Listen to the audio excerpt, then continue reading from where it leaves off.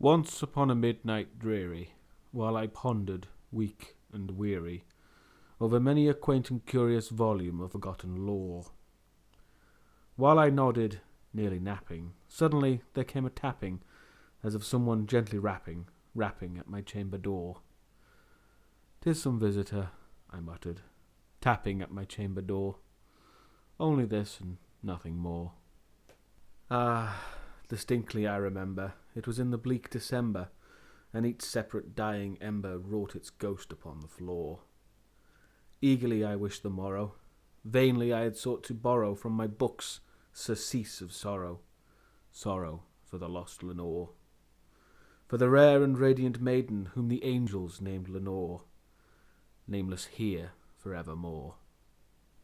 And the silken, sad, uncertain rustling of each purple curtain thrilled me, filled me with fantastic terrors never felt before, so that now, to still the beating of my heart, I stood repeating, "'Tis some visitor entreating entrance at my chamber door, some late visitor entreating entrance at my chamber door. This it is, and nothing more." Presently my soul grew stronger, hesitating then no longer. "Sir," said I, "or madam, truly your forgiveness I implore, but the fact is I was napping, and so gently you came rapping, and so faintly you came tapping at my chamber door, that I scarce was sure I heard you." Here I opened wide the door. Darkness there, and nothing more. Deep into that darkness peering, long I stood there, wondering, fearing, doubting, dreaming dreams no mortal ever dared to dream before.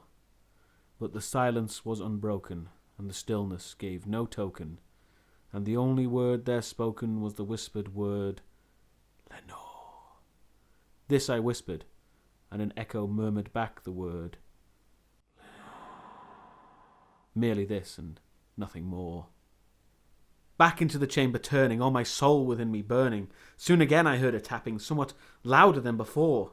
"Surely," said I, "surely that is something at my window lattice. Let me see then what thereat is, and this mystery explore. Let my heart be still a moment, and this mystery explore. 'Tis the wind, and nothing more."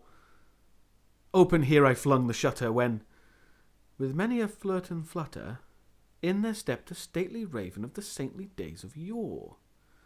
Not the least obeisance made he, not a minute stopped or stayed he, but with mien of lord or lady perched above my chamber door.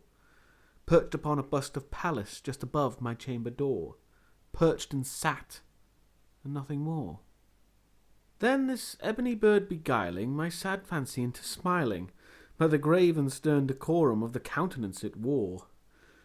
"Though thy crest be shorn and shaven, thou," I said, "art sure no craven.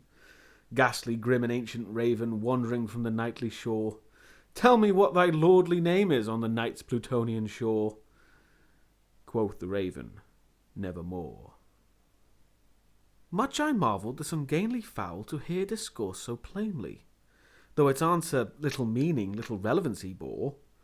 For we cannot help agreeing that no living human being ever yet was blessed with seeing bird above his chamber door, bird or beast upon the sculpted bust above his chamber door, with such a name as Nevermore. But the raven, sitting lonely on the placid bust, spoke only that one word, as if his soul in that one word he did outpour. Nothing farther than he uttered, not a feather than he fluttered, till I scarcely more than muttered, "Other friends have flown before.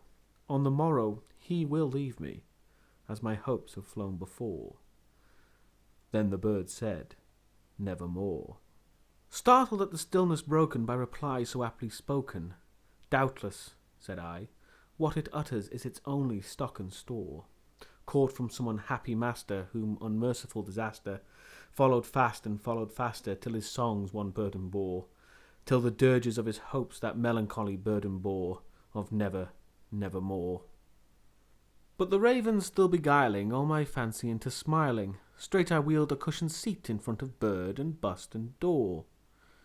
Then upon the velvet sinking I betook myself to linking fancy unto fancy, thinking what this ominous bird of yore, what this grim, ungainly, ghastly, gaunt, and ominous bird of yore meant in croaking "Nevermore."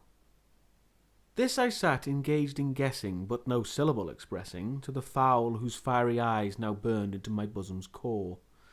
This and more I sat divining, with my head at ease reclining on the cushion's velvet lining that the lamplight gloated o'er, but whose velvet violet lining that the lamplight gloating o'er she shall press, nevermore. Then methought the air grew denser, perfumed from an unseen censer, swung by seraphim, whose footfalls tinkled on the tufted floor. "Wretch!" I cried, "thy God hath lent thee, by these angels he hath sent thee, respite, respite and nepenthe from thy memories of Lenore. Quaff, oh quaff this kind nepenthe, and forget this lost Lenore." Quoth the raven, "Nevermore." "Prophet," said I, "thing of evil! Prophet still, if bird or devil, where the tempest sent or where the tempest tossed thee here ashore. Desolate, yet all undaunted, on this desert land enchanted, on this home by horror haunted. Tell me, truly I implore, is there balm in Gilead? Tell me, I implore." Quoth the raven, "Nevermore." "Prophet," said I, "thing of evil! Prophet still, if bird or devil, by that heaven that bends above us, by that God we both adore. Tell this soul with sorrow laden if, within the distant Aidenn, it shall clasp a sainted maiden whom the angels named Lenore. Clasp a rare and radiant maiden whom the angels named Lenore." Quoth the raven, "Nevermore." "Be that word our sign of parting, bird or fiend!"